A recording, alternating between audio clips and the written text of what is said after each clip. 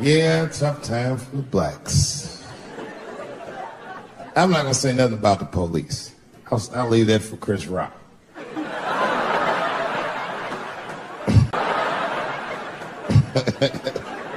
The other big sports story was fucking Ray Rice's tape. Anyone see that Ray Rice tape? I can't stop watching it. It's fucking awful. It's the most violent thing I've seen happen to a woman that was shot in color. Really fucking bad. Like, if I could have froze time at that moment and gave Ray Rice some advice, I don't think there's any way possible I'd be like, you should punch her in the face. It's a fucking terrible idea. At the same time, I also believe she shouldn't have rushed him. What the fuck was he like? Yo, you can't beat him, miss. Don't rush a motherfucker that's trained to stiff on people in the clutch. He's gonna get the upper hand. The only reason I bring him up is because, you know, he's about to play football again. You didn't know that? The NFL was told by a federal judge they had to reinstate Ray Rice because he was transparent with their investigation. He told them exactly what he did. And they can't just change your ruling just because the tape came out. I get it. That's like if I'm hanging out with my buddies and I'm like, hey guys, guess what I did last night? I fucked this big fat girl I met at the club. And they're all like, oh shit, Dave, that's crazy. And then they see a tape of me doing it and they're like, we can't hang out with you anymore, guys. That's not what this crew is all about. I'll be like, what? I told y'all what I did. What's really fucked up is the tape was made before they were married. Isn't that weird? I don't know why she do that. I don't even know why he would do that. As a guy, would you want to live with a woman that you had once punched in the face with all your strength? That's some very bold color purple type shit. Silly, come out here and shave me.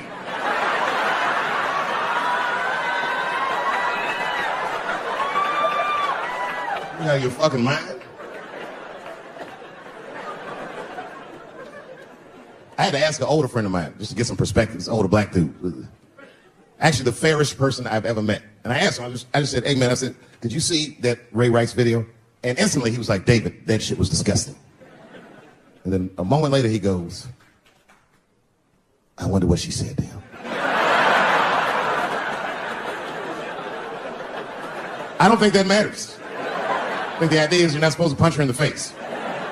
My wife says terrible shit to me. My wife once called me a pussy in front of dinner guests. I know, I started to get mad, but then I was like, fuck it, she's probably right. I am a pussy, I admit it. I'm soft and warm and persuasive like a real pussy. Right. And then I told her, I said, and if you don't take care of me properly, I might stink like your pussy. Oh, we fight dirty in the Chappelle household. It's not a big deal. No. If you want to get to the bottom of a matter of the heart, what you're supposed to do is ask a woman. Now, actually, there's two women that I know. They're both college professors in this little area I live in. And I meet them twice a week at Starbucks for coffee. Talk about important shit. And I asked the girls who was in the coffee clutch, I said, yo, why y'all think that this woman stayed with Ray Rice after he punched her in the face with all his strength? And one of my girlfriends said, David, you need to wake the fuck up. She's staying for the money. Well, now, wait a minute, because my other girlfriend was like, I disagree. I think that she actually loves him. And I said, wait a minute, ladies, you know what? I think that you're both right. And what I was doing when I said that was preserving the possibility of a threesome with these bitches. I've been chipping away at this pussy one cup of coffee at a time for like 4 years. I was gonna throw all that hard work away with some Ray Rice shit. I don't care that much.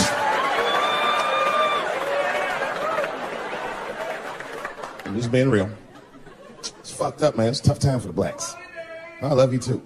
And then here comes the banana peel. I'm waiting on it in a second. You know that's how it starts. I saw in the paper today that the guy that threw the banana at me got arrested again because he threw a banana at another motherfucker in a bar in Santa Fe. Look it up online after the show. He actually did that. And that guy was black too. I'm just saying. And you know what the guy said he did it at night? He said, I did it because Dave Chappelle is racist. So, nigga, that's not the best way to handle that if I am racist. What if Martin Luther King just went around throwing tuna casserole on white people? Would that work? Huh? I seen your girl bubbling. She's drunk as hell, buddy. Listen, sir, I don't know what you're saying, but just take my advice. Get some water in her, or you're gonna have some dry pussy when you get home.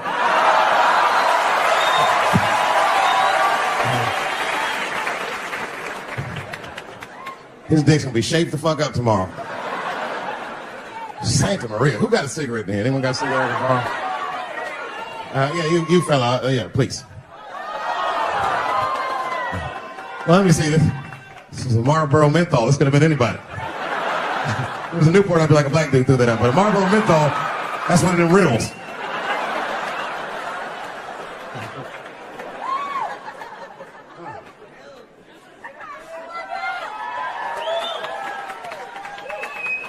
Is the word pussy offensive?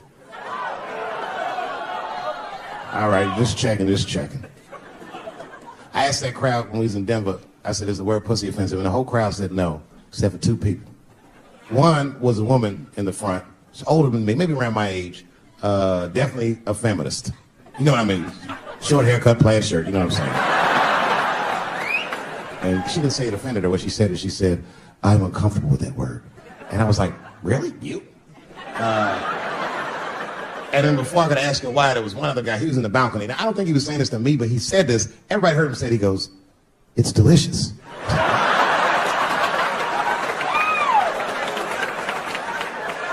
I don't think I've ever heard pussy called delicious before in my life. Now, this is not to say that it's bad, but it's definitely an acquired taste. I don't think any of us tasted pussy our first time like, it needs something. You know, it's illegal for a gynecologist to say the word pussy.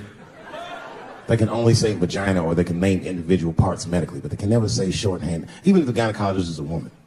I feel like if it's a woman gynecologist, it's cool. Like, am I all right? She's like, girl, that pussy is.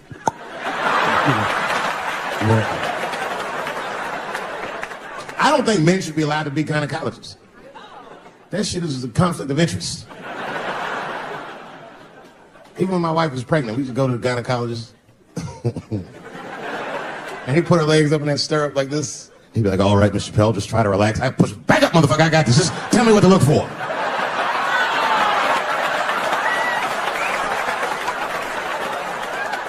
One of those home-style checkups.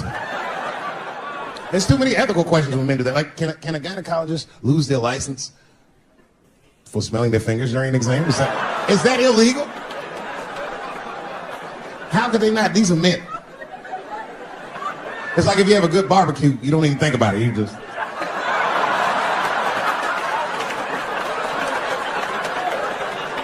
The word pussy is only offensive if you're older. People my age and younger, I don't think we dance to that shit. The song come on the radio, it's I beat the pussy up. That's on the radio. I beat the pussy up. That's a pretty harsh song. It's like nothing like a love song. There's no tracks, there's tears, no midnight trains to Georgia. This man simply beats the pussy up. Unbelievable. You don't even know if he's having sex with these women. They might just pull their pants down. He'd be like, bah! G-Unit. Like he'd be watching HBO. Hi, I'm Larry Merchant standing here ringside with the pussy after a devastating bout with 50 Cent. Pussy, come over here and let me talk to you for a second. My God, you look terrible. Your lips seem to be swollen. You're bleeding a little bit. Tell me, pussy, what happened inside of that ring with 50? I don't know there. I felt really good in the first round. I was ready to fight. It's warm and moist, and I don't know, if you just hit it from angles I wasn't expecting. The front, left, backside surprised me the most. Well, pussy, let's take a look at round 4. This is where it all went wrong for you. Here you come out of your corner, pussy. You're fighting really good. It looks like you got 50 with the right and the left, but then 50 slips your jab, and there, right there. You see that? He punches you right on that little bean thing you have on top of your head. I don't know what that is. There's 50 just pounding away at that bean over and over. And that pussy, tell me, what goes through a fighter's mind when their bean gets rattled around like that? I don't think I was thinking anything, Larry. You know, I'm a real good defensive fighter. It's real hard to get to me. I've never been punched directly on my bean before. As a matter of fact, most fighters don't even know that bean exists. I guess he just hit me, then I lost control of my legs. I don't know what else to tell you. I like when Lil Wayne talks about pussy. Lil Wayne used to have that song. He say, I got a bitch that plays movies in my jacuzzi. And then it goes like this. Pussy juicy. That shit always makes me laugh. Because no guy says that. You know? Only Lil Wayne says some shit like that. If you was fucking a girl, she's like, is this pussy good? And I'm like, it's juicy. It's good. Pussy was juicy. That's why I'm not Lil Wayne, because if I was in a hot tub with a girl and I could tell that the pussy was juicy while I was in the hot tub, I'd probably get out of the tub. I'm a germaphobe. I just picture Lil Wayne like, what is this strange oil floating in my hot tub water? It's pussy juice. That shit was so funny to me, I must have wrote like no less than 40 jokes with the punchline pussy juice. And all of them worked to some degree 100% of the time. I'll do one more just so you believe it, okay? All right, and this next piece, it's a special episode of CSI. For some reason, Lil Wayne's guest starring as the lead detective, okay? That's the setup. Are you ready? Here it goes. Has anyone else been on this crime scene? No. It's very strange. This place is virtually undisturbed. No forced entry. No sign of a struggle. Shine your flashlight right here. Just sniffing something. What is this? What is this? It glistens in the light. Smooth to the touch.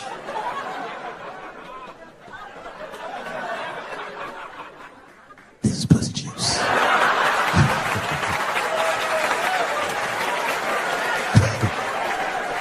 She must have been sitting Indian style.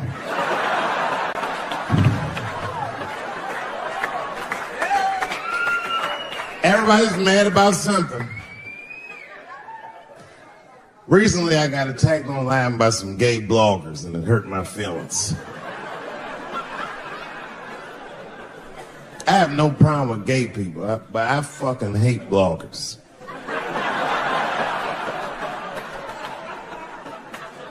I'm not saying it because this person was gay. They was acting like a bitch online. They was like mischaracterizing my jokes, trying to make a point off of me, when it's like, yo, I'm your ally, motherfucker. I'm not trying to stop gay people. I got better shit to do. This motherfucker was saying things trying to get gay people to beat me up. Seriously, he was like, Dave Chappelle's jokes. I don't know how he actually talks when he's making his voice up. Dave Chappelle's jokes were an affront to the manhood of all gay men. What the fuck does that mean? I didn't say anything that would allude to gay men not being men. I know you men. In fact, what could be manlier than fucking another guy in the ass? It's the most gangster shit I've ever heard of in my life. I told you I'm not cut out for that. I'm a pussy. You know what I said? That's all I said. First of all, I'll tell you right now what I said. And I will tell you that this was not a joke. It's a true story.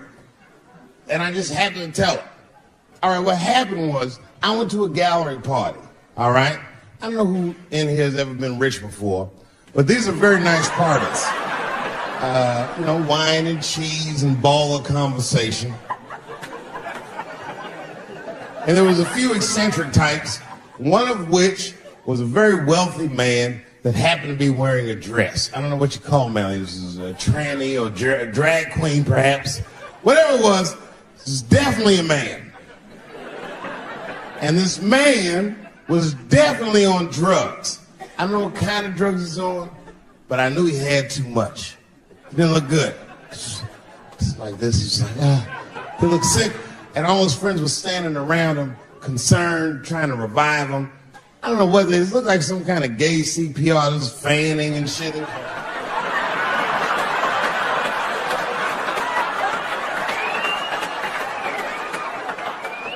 I saw all this from a distance. Now, I should have minded my own business, but I got curious. I was like, oh. And I went over there. All I said, excuse me, gentlemen, is he okay? And then they looked at me like I was evil. She is fine. I said, word? Oh. I'm sorry, I didn't know this is what we were doing. Here's my thing.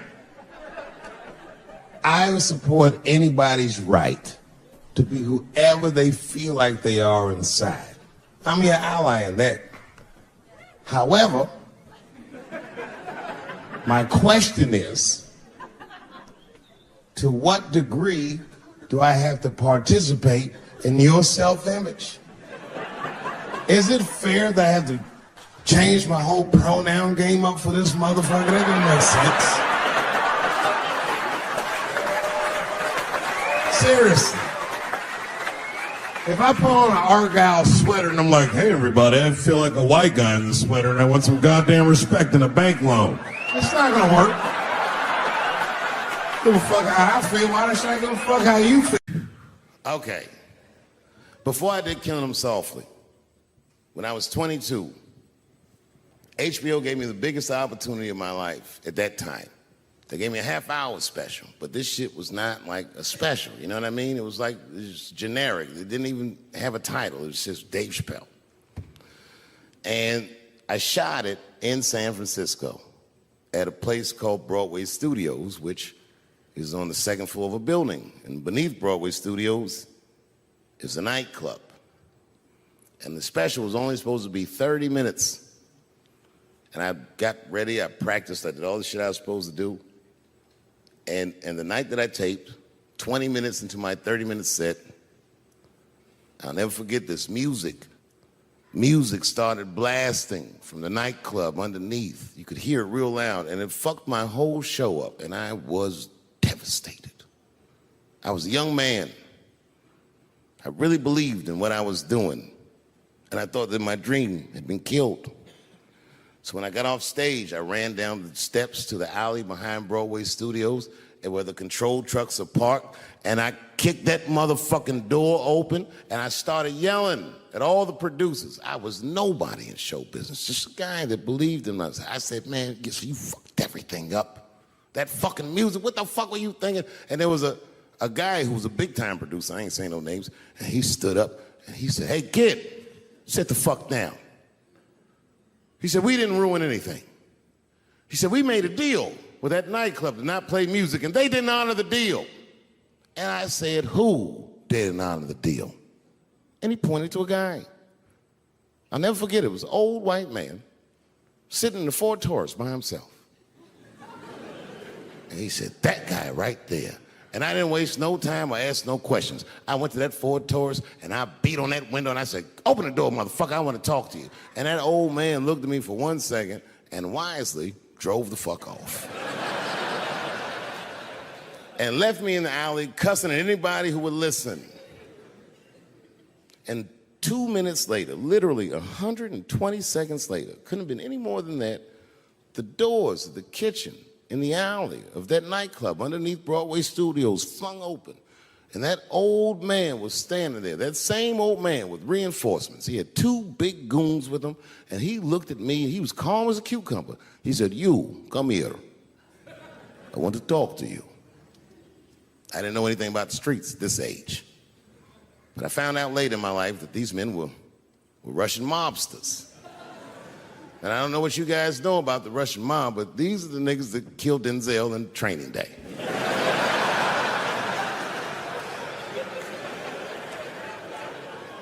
And all the producers knew what I was up against. They said, Dave, do not go in there. And I said, fuck y'all. And I walked right into that kitchen, and they closed the doors behind me, and it got dark as fuck in there. And I knew, I'm not dumb, I knew I was in a bad situation. But you have to understand, I believed in what I was doing, and I didn't give a fuck. Just kept cussing at these motherfuckers, telling them how they ruined my life. And that old man couldn't believe that I was talking all this shit. And as soon as I took a breath, he stopped me gently. He said, hey, kid, listen. Your friends lied to you. He said, we made a deal, but your friends never paid me. And when he said that, I realized I was locked in the kitchen.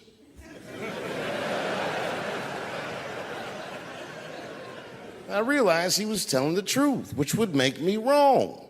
And the very moment that I realized I was wrong, for the first time, I was afraid.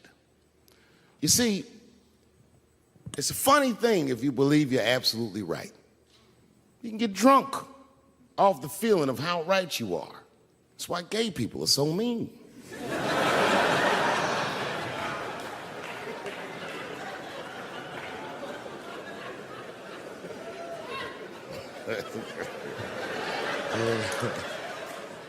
But I didn't buckle. You guys would have been very proud of me. I was scared, but I didn't buckle. I said, well then, sir, I owe you an apology. But I believe that no matter what reason that music was playing, it ruined my life. And that old man looked at me with sympathy in his eyes.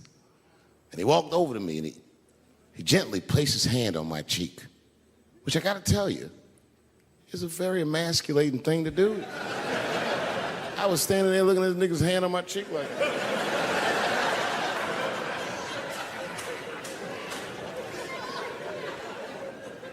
and he said, you are a real man.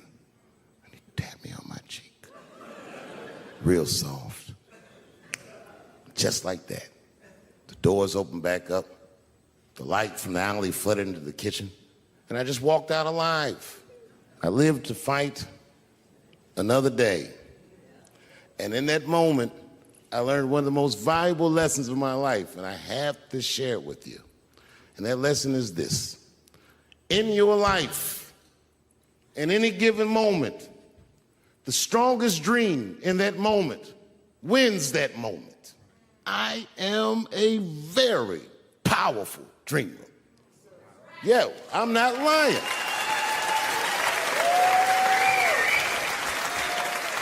I dreamed tonight, this very night, as a 14-year-old boy, and I am living it as a 50-year-old man.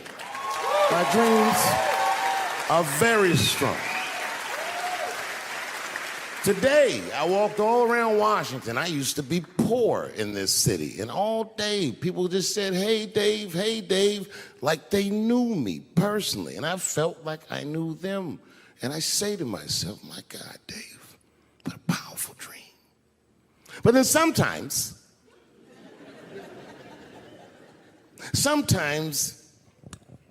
I feel regular. Feel like myself. Maybe I'll smoke some weed and be at some nightclub and feel shy. But I'll look across the nightclub and I'll see some guy that no one's ever heard of. But this nigga worked all week and got bottle service. And his bitches bringing Moet with sparklers to him. And I picture in my mind he's Persian. He's doing some kind of weird Persian dance. And he got 6 bitches at his table because he got so much liquor, and they all call him saying, go Cena, go Cena. And I'll be looking across the room like, oh my God, I'm in that guy's dream. I can hear him telling his friends, hey, how was the club last night? Man, that shit was fantastic. I had bottle service. I seen Dave Chappelle across the club looking at me like, ooh, who was that? And that's the trick to life. You have to be wise enough to know when you were living in your dream. And you have to be humble enough to accept when you're in someone else's. It's why I don't judge between Will Smith and Chris Rock. Because you guys look at them as big ideas, but I look at them as fellow dreamers. I can't judge between them because I see myself in both of them. I am Will Smith. I am the man that cannot take it anymore and will slap the shit out of the next person that says a crossword to me or somebody that I love. And I am Chris Rock. I am the man that can get slapped in front of the whole world and keep my composure so I don't fuck anything up. That is what men do. Men make boundaries. Men enforce boundaries. And men test boundaries. And no man tests more boundaries than a trans man.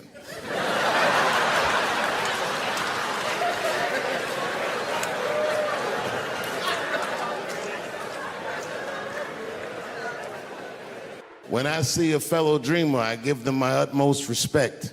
even if I don't understand what their dream is. I know a dreamer when I see one. And I've met many powerful dreamers in my life. None more powerful than a man who calls himself Little Nas X. I met this nigga at a party. I had no idea who he was. But the minute he walked in that party, I knew I was in his dream. Everybody in the party was another dreamer. Everyone was famous, but when that nigga walked in, he was dressed like C-3PO. He was shining.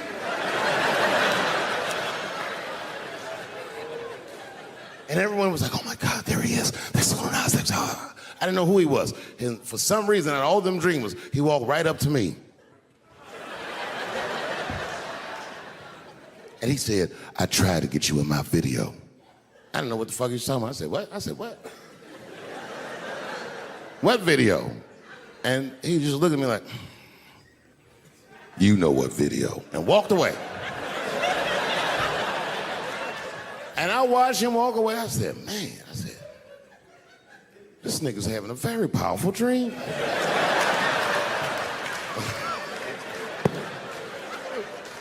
You know what it reminded me of? It reminded me of when we was in grade school. Remember in grade school, the teacher would ask everybody what they want to be? Timmy, what do you want to be when you grow up? And Timmy acted like he had an idea. He'd stand up, he'd say, I want to be a fireman. And the teacher would say, Timmy, that is a beautiful dream. But Timmy didn't mean it. Timmy said he wanted to be a fireman because deep down, Timmy's attracted to fire. And by the time he's 14 years old, this nigga's a full-blown pyromaniac, playing with kerosene and matches like a goddamn expert. And then one night he goes downtown with his buddies, fucking around with fire, and burns a warehouse down. And he doesn't know it, but there's 13 migrant workers from El Salvador, and they're in that motherfucker. They get trapped, and then they die in the fire. Isn't that a tragedy? It was an accident. He's only 14 years old, but he's black. So they try him as an adult. And Timmy ends up spending the rest of his life in jail. Dream deferred. Burp, burp.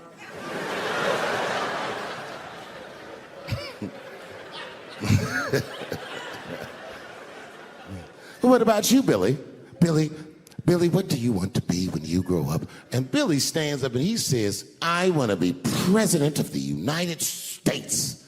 And the teacher says, oh my God, Billy, that is a wonderful dream. And Billy means that shit. Billy does everything right. That motherfucker gets his grades up. He joins student government. He even does extracurricular activities like show choir just to make his resume look good. He's on track to be president, but junior year he wipes. When he's 16, he gets his girlfriend pregnant and has to drop out of high school to make ends meet. But lucky for him, the local Walmart's hiring.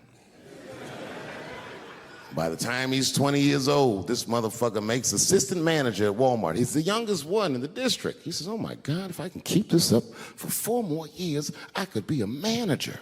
And if I can keep this up for 6 more years after that, I could even be a regional manager and have as many as 3 Walmarts under my control. And he's a big picture guy. He sees where this path is going, so he kills himself.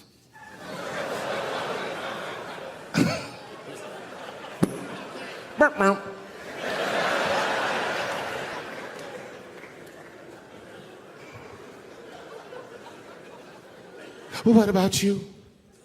What do you want to be when you grow up? I don't want to say, because I don't want the other kids to laugh at me. Who cares if they laugh? Your dream is yours. Own your dream so they can come true. Say it loud and proud.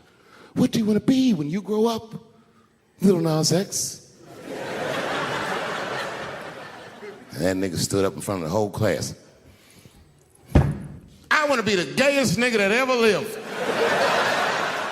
I want to do a music video and slide down a stripper pole all the way to the depths of hell and suck the devil's dick at 10 o'clock on BET while all the kids are awake and can see me.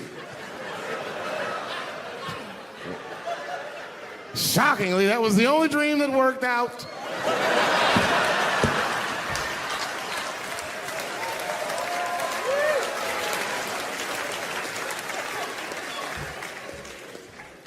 That's why I'm here tonight in the city where I built the dreams that I live. Because I wanted to tell you all that they came true. And I wanted to thank you all for making the man that I am today.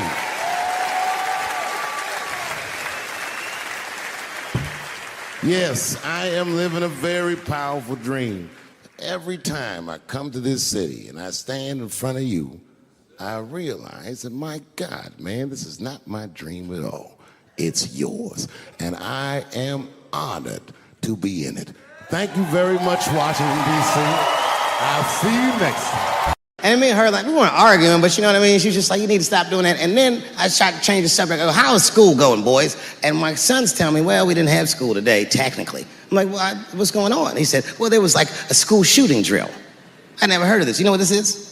They have drills that they make kids do where they practice what to do if somebody comes to shoot up their school. I'd never heard that before. I was like, what the fuck? Then I had to tell my sons the truth. I didn't want to tell them this shit. Son, listen to me. Fuck that drill. If somebody comes to your school and wants to shoot it up, I'm just gonna be honest with you. You probably gonna get shot, nigga. I'm just being real. You got a famous dad. I talk a lot of shit. They gonna be gunning for you, little buddy.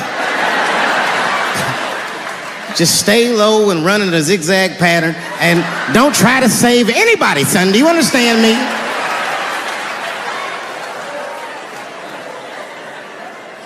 Why would you have kids rehearse for some shit they have no control over? All you're doing is training these kids to worry. It's the stupidest drill I've ever heard of. And while you're in there training them during these drills, well, aren't you training the shooter too? This nigga's in here listening and learning like the other kids. Sitting in the back. Where are we supposed to meet?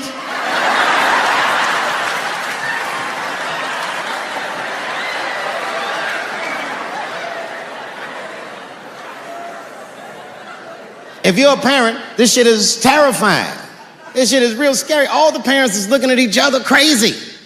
Because we know as parents that one of us is raising the shooter. Just don't know which one of us it is.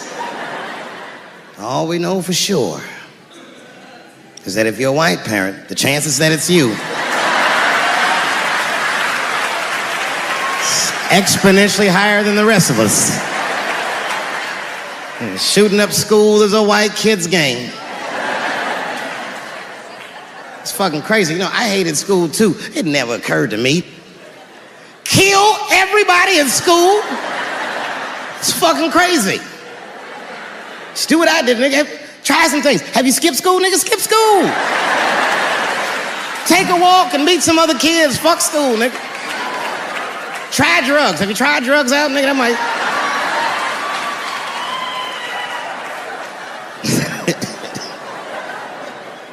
Some scary shit. I've given this a lot of thought. I don't see any peaceful way to disarm America's whites.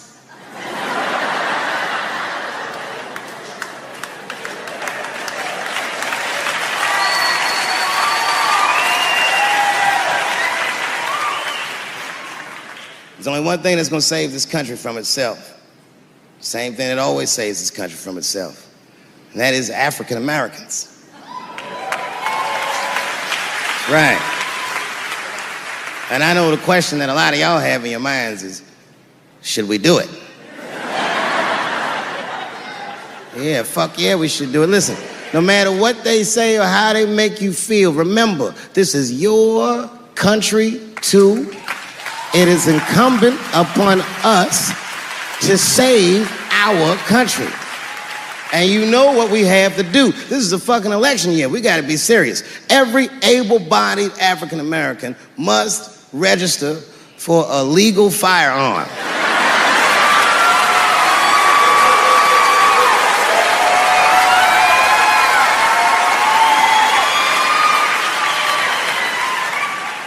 That's the only way they'll change the law.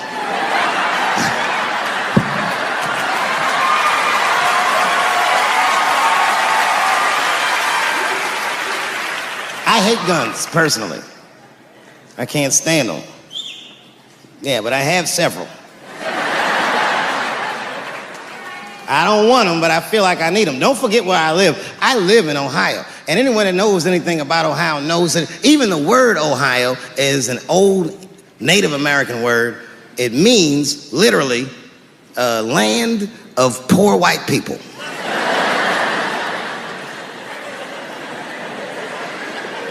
And I don't know what's going on down here, but in my experience, poor white people love, and I mean they fucking love, heroin.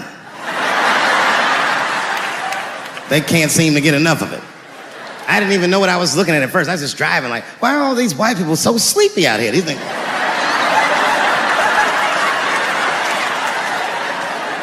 It's really bad. As a matter of fact, I was coming out of a nightclub the other night in Dayton, and I'd parked my car in the alley, and no one was out there. I didn't have no bodyguards or nothing. I was home. I figured everything was fine. And as soon as I opened my car door, all by myself, suddenly one of these heroin-addicted whites just pops out of a trash can. It scared the shit out of me. I screamed, "Ah!"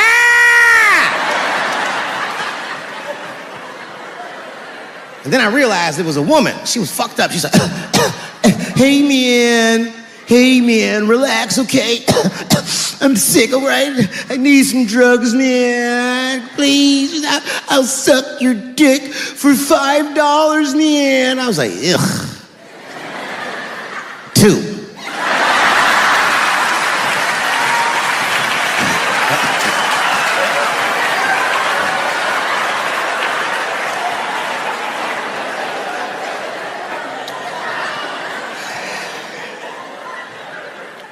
Obviously, I'm joking. This opioid crisis is a crisis. I see it every day. It's as bad as they say. It's ruining lives. It's destroying families. Sadly, you know what it reminds me of, seeing it? It reminds me of us. These white folks look exactly like us during the crack epidemic. You know, it's really crazy to see. And all this shit they talk about on the news about how divided the nation is, I don't believe it. I feel like nowadays we're getting a real good look at each other. It's wild because I even have insight into how the white community must have felt watching the black community go through the scourge of crack. Because I don't care either. Hang in there, whites. Just say no. What's so hard about that?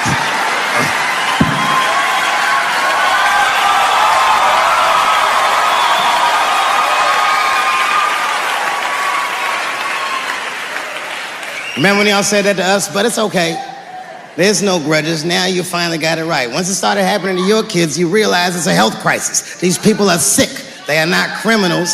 They are sick.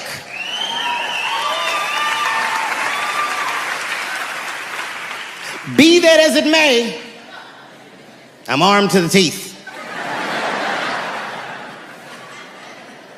First gun I bought was a 12-gauge shotgun. I didn't want the gun. Remember, though, I'd moved to a farm, and I was sitting there on the porch, and I see a white dude walking across my property, entitled, like he's supposed to be there. He had a rifle over his shoulder, too. Ain't that a bitch?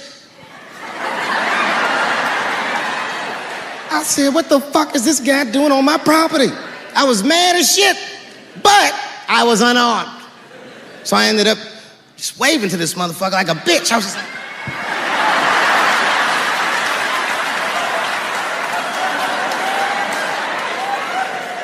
And as soon as he got far enough away, I ran to my car and sped to Kmart.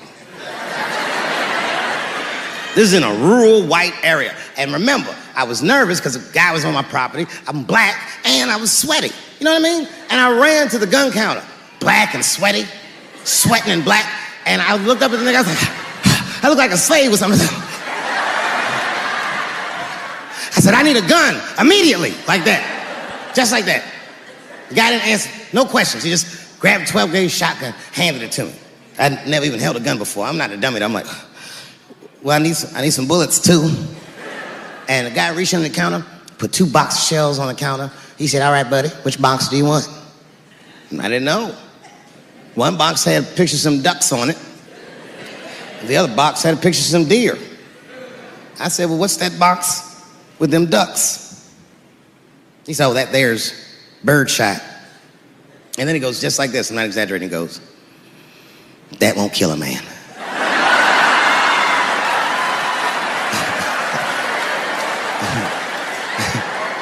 He said, it'll just pepper him up nicely. I said, what the fuck? Pepper? You know what it means to pepper a motherfucker up? It means that when the shell explodes, hot BBs will shoot out of the barrel of the gun, not killing a motherfucker, but penetrating their skin and shallow flesh. Boy, that's gotta hurt. Hot BBs? Ha ha! Remember when Dick Cheney shot a motherfucker in the face and he lived? That was birdshot. I said, well, what's that box with the deer on it? He goes, oh, that there's buckshot. That'll put a hole in the goddamn truck.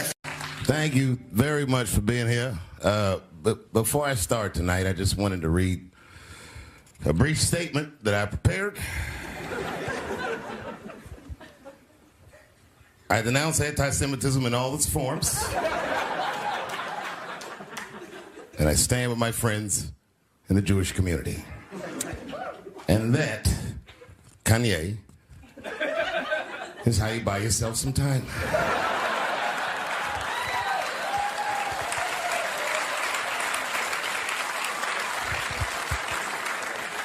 I gotta tell you guys, I've probably been doing this 35 years now. And early in my career, I learned that there are two words in the English language that you should never say together in sequence.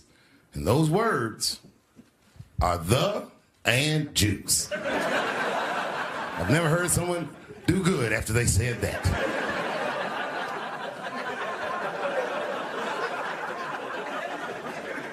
Kanye's gotten into some scrapes before. Normally when he's in trouble, I pull up immediately. But this time I was like, you know what? Let me see what's gonna happen first. I just want to see where this is all going. I can't even remember how it started. Vaguely, I remember it started with a tweet, strange tweet. It was like, I'm feeling a little sleepy. I'm gonna give me some rest, but when I wake up, I'm gonna go DEFCON 3 on the Jews. And then he just went to bed. I was up all night worried. What is he gonna do to the Jews?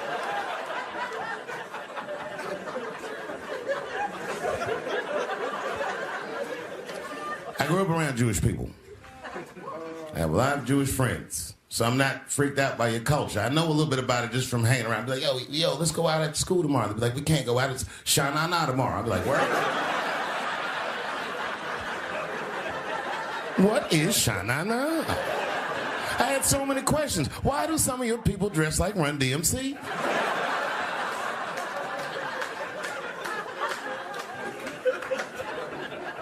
And Kanye woke up from that nap, he went right to work.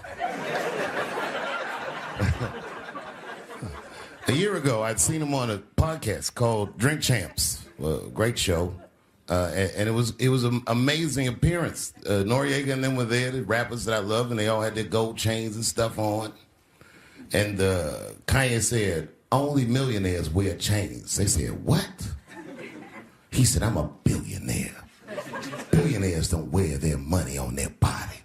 I tucked my chain and I said, oh, snap. That's right. It was a good appearance. It was fun and funny. But when he woke up, he went on Drink Champs again. This time, he was on one. He was mad about something.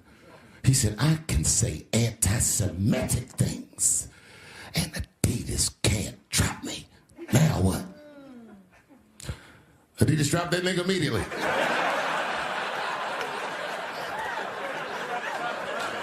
Ironically, Adidas was founded by Nazis. And they were offended. I guess the student had surpassed the teacher.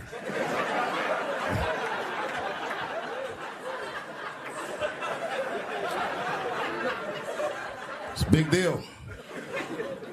He had broken the show business rules. There's just a rule. You know, the rules of perception. If they're black, then it's a gang. If they're Italian, it's a mob. But if they're Jewish, it's a coincidence, and you should never speak about it.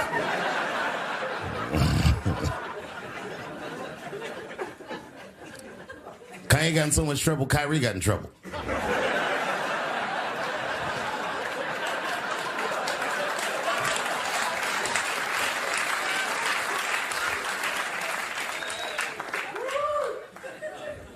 Kyrie Irving posted a link to a movie that he had seen on Amazon. No caption on the post or nothing like that. But apparently this movie had some, I don't know, anti-Semitic tropes or something. And it was some weird title like From Hebrew to Negro or something. And the NBA told me he should apologize. And he was slow to apologize. And then the list of demands to get back in their good graces got longer and longer. And this is where, you know, I draw the line. I know the Jewish people have been through terrible things all over the world, but you can't blame that on black Americans. You just can't. You know what I mean? Thanks to the one person that said me. A fair punishment would be he should just post a link to Schindler's List and y'all write your own captions.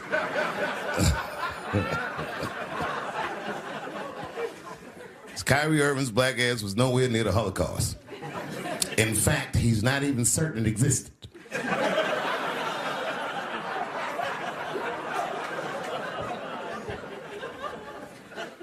I saw one news pundit screaming about Kanye. She said, mental health is no excuse for that type of language.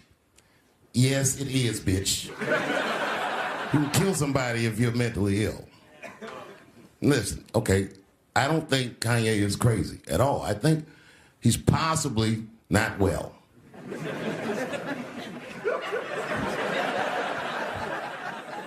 Well, I've been to Hollywood. I don't want y'all to get mad at me. I'm just telling you. I've been to Hollywood. This was just what I saw.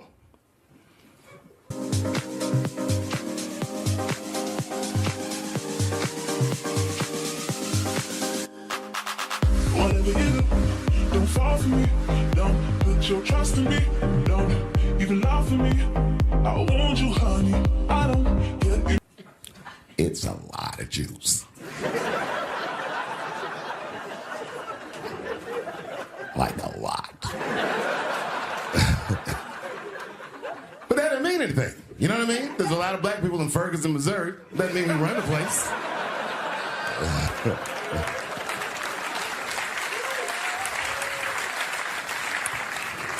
I could see if you had some kind of issue, you know what I mean? You might go out to Hollywood and your mind might start connecting some kind of lines and you could maybe adopt the delusion that the Jews run show business. It's not a crazy thing to think. But it's a crazy thing to say out loud in a climate like this.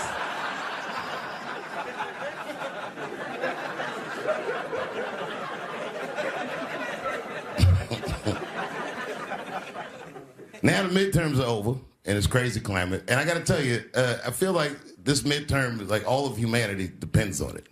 And it's an ominous sign. The most ominous sign of the midterms, I believe, would be Herschel Walker, who I don't want to speak badly of because he's black. But I have to admit, he's observably stupid.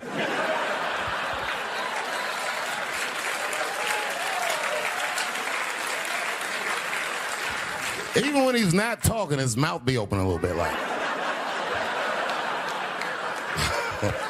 He's the kind of guy that looks like he thinks before he makes a move on tic-tac-toe.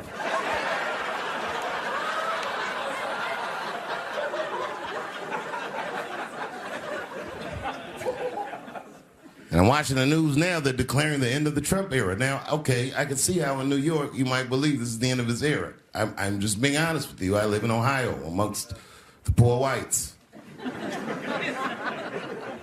A lot of you don't understand why Trump was so popular, but I get it, because I hear it every day. He's very loved. And the reason he's loved is because people in Ohio have never seen somebody like him. He's what I call an honest liar. Well, I'm not joking right now. He's an honest liar. That first debate, I'd never seen anything like it. I've never seen a white male billionaire screaming at the top of his lungs, "This whole system is rigged," he said. And across the stage was a white woman, Hillary Clinton and Barack Obama, sitting over there looking at him like, "No, it's not." I said, "Now, wait a minute, bro. It's what he said." And the moderator said, "Well, Mr. Trump, if in fact the system is rigged, as you suggest, what would be your evidence?" You remember what he said, bro? He said, "I know the system is rigged because I use it. I said, God damn. And then he pulled out an Illuminati membership card and chopped a line of cocaine up and did it right at the podium.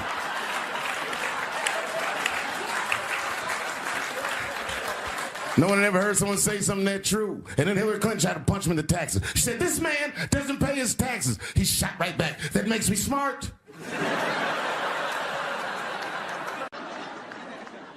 You know who I feel real bad for is Indians. Everybody feels bad for Indians. They get dogged openly because everybody thinks they're dead. These motherfuckers are not all dead, all right? With my own eyes, I've seen a gathering of 1,500 Native Americans. They were all gathered in one place. The place is called Walmart in New Mexico. There's Indians everywhere. I'd never seen Indians before. I wasn't even sure if they were Indians. It's fucked up, but I asked one of them. It's not nice, but I seen him in the sports section looking at bows and arrows. I had to say something. Excuse me. I don't mean to be rude. Are you an Indian? And he was cool. Yes. Yes, I'm Indian. Still didn't believe him. I had to test him to be sure. This is fucked up. But I had a gum wrapper in my pocket, so I balled that shit up and I threw it on the floor. And a single tear came out his eye. I said, oh, shit. I had so many questions. So what tribe are you from? I am a Navajo. I said, word. I studied you in social studies. You're a hunter-gatherer, correct? He said, I guess so. That's what you wish to call it. I said, why? What do you call it? He said, I am an alcoholic.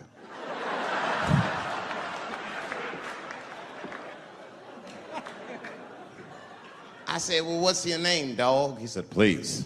Dog is my cousin. That was a good guess. My name is Running Coyote. What is your name, friend? And that shit caught me off guard. I mean, I didn't want to say my name was Dave to a motherfucker named Running Coyote. This don't feel good enough. He just put me on the spot. I said, huh? My name, what? Oh, my name's Blackfeet. Then I changed the subject. Forget about me. What's going on with you? I want to meet your chief. Why don't me, you, and your chief and your friends get together tonight? We could have a real live peace pipe smoking ritual. We need to celebrate, nigga. I thought you were dead. And he set it up. It was beautiful. It was just like I dreamed. We was all sitting around. Them Indians was beating the drum. Some other Indians came out the back with a long blanket that was folded in half and put in front of us. Open that shit up, and on the blanket was a long wooden pipe with feathers. And bags of weed were all over the blanket. Chief walked over.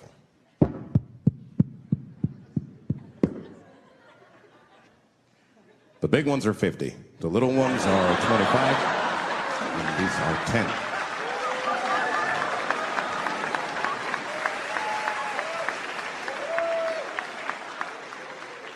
Me and those Indians got high as shit. I was baked. I told the chief, he was talking, I cut him off. Time out, chief. Sorry to interrupt. Fucking smashed, man. The weed's too strong. I'm itching. This is PCP, nigga. The spirits have got me. Chief, the spirits have got me. And the chief threw some water in my face. Calm down, blackface. Splash! I said, hey, it's Blackfeet, motherfucker. Take it easy.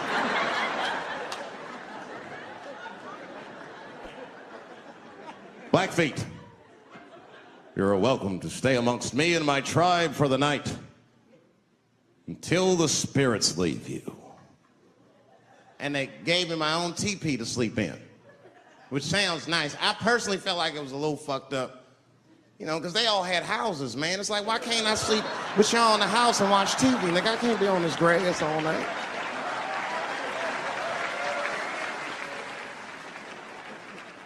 Yeah, Indians is rude, man. Everybody's rude. Indians, they eat nasty food. All they ate was corn and shit. Doritos, I think they call it. That's right. People only see the surface. They see the division in our foods.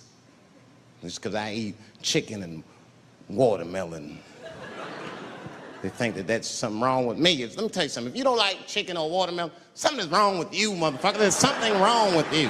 Where are all these people that don't like chicken and watermelon? I'm sick of hearing about how bad it is. It's great. I'm waiting for chicken to approach me to do a commercial, nigga. I'll do it for free, chicken. It's the least I can do. They make fun of Latin people for eating, what y'all eat? Beans, rice, corn. Listen, that's not a reason to hate a motherfucker, all right? It's funny, but it's not a reason to hate.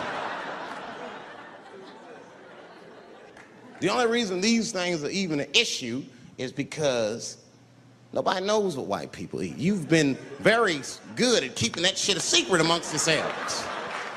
I study white people. You don't know that. I'm writing a paper on you.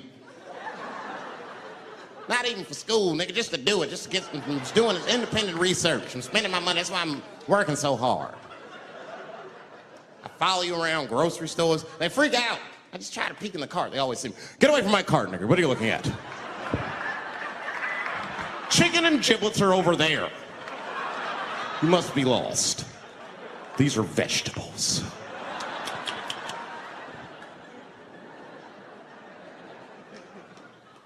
I know what you drink.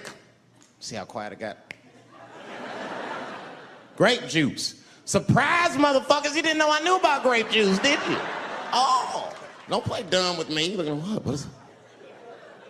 A lot of black people don't have the privilege of knowing about grape juice because they have grape drink. It's not the same formula that you get. Ain't no vitamins in that shit. You might have one of your black friends over. Todd, would you care for a glass of grape juice? What? Nigga, what the fuck is juice? I want some grape drink, baby. It's purple. I don't think I know what a grape drink is. What? I have some apple juice if you want. What the fuck is juice? I want some apple drink. Scream.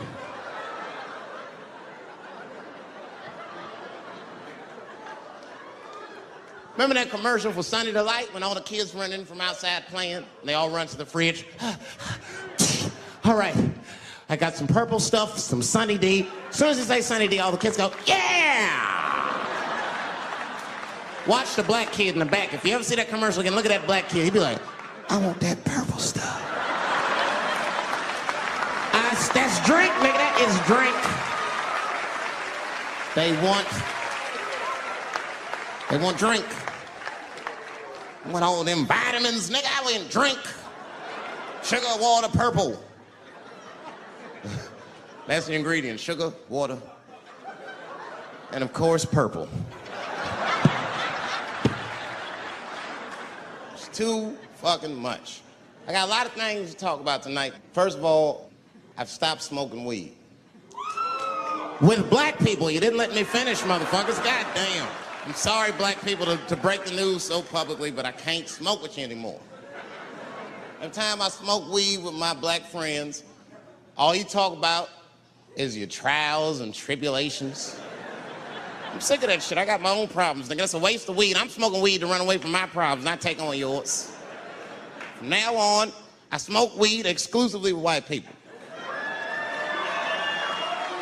Calm down, motherfuckers. You win by default. You got good weed conversation.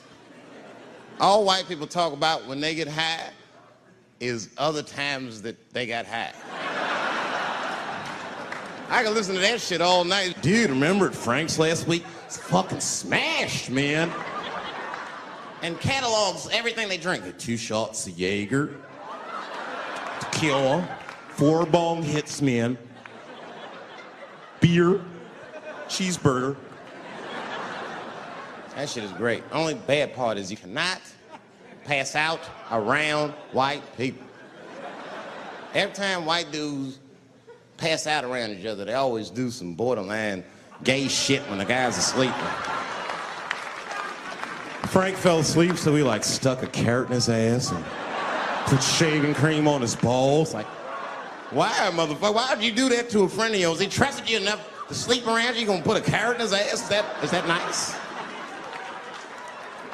I tell you right now, if I put a carrot in a black dude's ass, a nigga will kill you when he wakes up for some shit like that. That is an automatic death sentence on the street.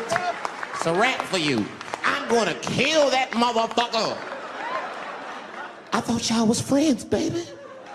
What happened? I fell asleep at his house, right? We was drinking, and I fell asleep at his house, and while I was sleeping, right? I'm just gonna kill that motherfucker, all right? That's all you need to know. And fuck carrots. Listen, you know, when I was growing up, I was probably about 8 years old, and at the time, we were living in Silver Spring. Yeah. Yes. Common misconception about me in D.C. A lot of people think I'm from the hood. That's not true. But I never bothered to correct anybody because I wanted the streets to embrace me. As a matter of fact, I kept it up as a ruse. Like sometimes I'll hang out with rappers like Nas and them, and these motherfuckers will start talking about the projects. Yo, it was wild in the PJs, yo. And I'll be like, word, nigga, word. But I don't know. I have no idea. My parents did just well enough so that I could grow up poor around white people.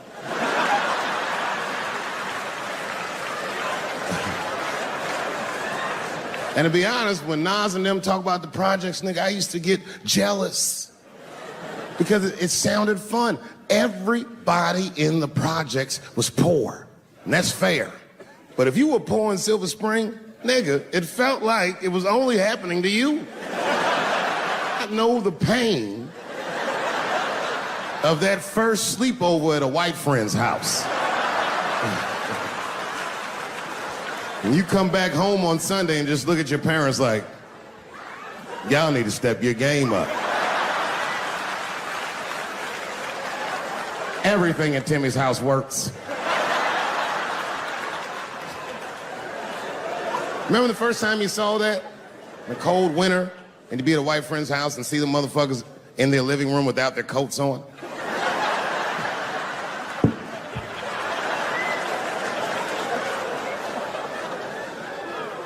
Timmy was one of my first white friends, like, in my life, man. He was a good dude, too. He moved to Silver Spring from Utah, of all places.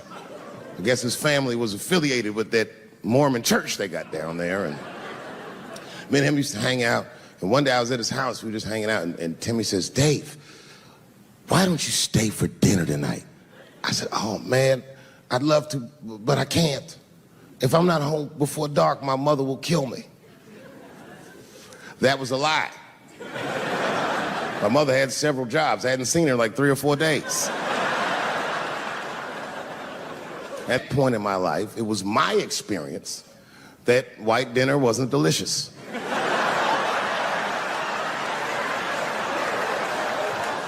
I'd rather go home and fry some bologna or some shit like that.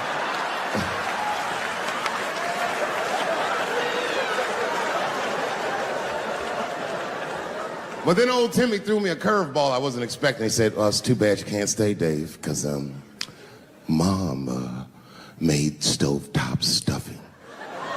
I said, what the fuck, stovetop? Well, hold on, nigga, let me make some phone calls real quick. I had seen that commercial so many times, I had dreamt of getting my hands on some of that stovetop stuffing. And finally, I met a motherfucker that actually had a box of stovetop in the house. I couldn't miss this opportunity, so I pretended to call my mother. And then I came back and I said, Timmy, you're not gonna believe this great news. Mom said I can stay. And he said, fantastic. He said, why don't you come with me and we'll help set the table and then we can say the blessing. I had no interest in setting this motherfucker's table or saying these crazy-ass Mormon prayers. I just wanted that goddamn stuffing.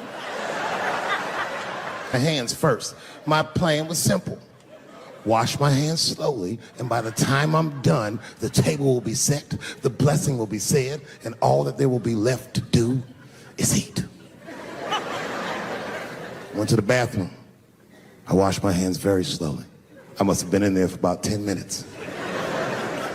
And suddenly, one of his mothers came to the door.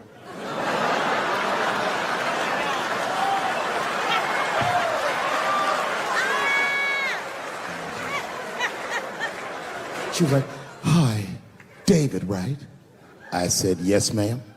She said, "Timmy tells me that you're planning on staying for dinner." I said, "I hope that's not a problem, ma'am." She says, "No, it's no problem. In fact, we'd love to have you. It's just that we weren't expecting company. And I'm afraid there's not enough stovetop stuffing for everybody." So I kicked her in the pussy. Bam! Ladies and gentlemen, I told you I'm dope, nigga. I told you what I was gonna say and you still didn't see it coming. And that's why I make the big bucks.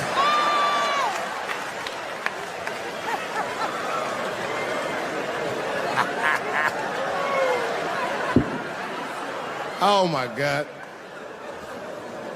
But there's a more important reason that I would stop doing comedy right now. And this reason is the real reason that's been percolating, and it really is the crowd, not you. I'm talking about the crowd on the big stage. It's too hard to entertain a country whose ears are so brittle. Motherfuckers are so sensitive, the whole country is turned into bitch-ass niggas.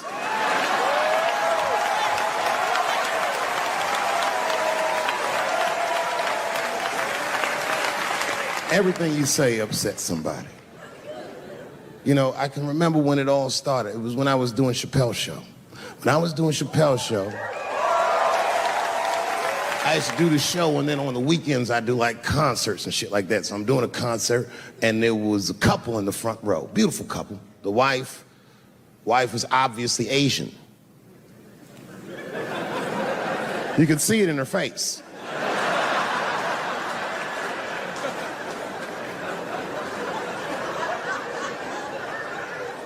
The husband, this motherfucker was mysterious, to say the least. Couldn't quite pinpoint where he was from. Caramel-colored fella, very nice hair, but it could have been from anywhere. Bangladesh, Mexico. I can't guess with a nigga like this. All I knew for sure about this guy is that his wife was a bitch. I could see that in her face, too. No, he was laughing and having a good time, and she was scowling at me at a goddamn comedy show. I couldn't figure it out. And then I realized at some point that she was pregnant, and I was smoking on stage. I said, "Oh my God, that's probably why she's mad." So I started to put my cigarette out, but then she hit me with one of them fake non-smoker calls. So I just kept smoking. I thought to myself, bitch, that baby will be fine, relax. And I tried to break the tension. I just asked her. That's all I said. I go, "Hey, where are you guys from anyway?" And I could tell that she was on to me. She goes, very condescendingly, she says, "I'm from California. If you're asking my ethnicity, I am Chinese." He was like, "I'm Mexican, bro." I said, "Well, I'm sorry if I offended you by asking, but you're a very beautiful couple. And miss, there's no question that you're going to give birth to the hardest working baby this world has ever seen."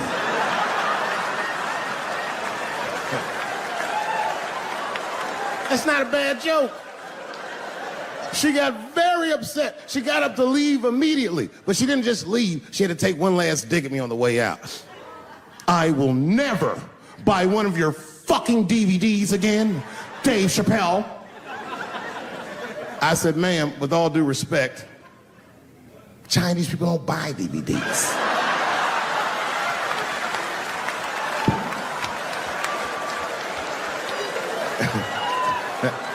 And the crowd went crazy. We were all laughing, having a good time. I didn't even think anything of it. And then just 3 days later, this lady sends a fucking letter to my promoter telling him not to book me for shows anymore because I was, quote, racist, and I'm quoting her, insensitive to the nature of my interracial marriage. I was like, word, bitch, I was.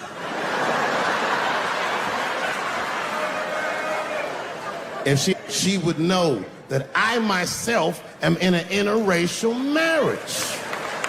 That's right. In fact, my wife is Asian too. Surprise, bitch, I'll see you on Thanksgiving.